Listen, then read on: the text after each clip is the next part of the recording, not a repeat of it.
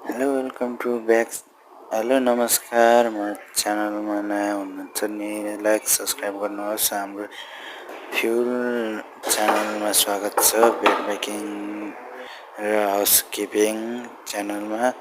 तर यो चाहिँ क्लिन गरेर साथीहरू बसेको रुमभित्र गएको थिएँ बेड मेकिङ गर्नलाई, अनि कुनै बिगारेर आएको थियो।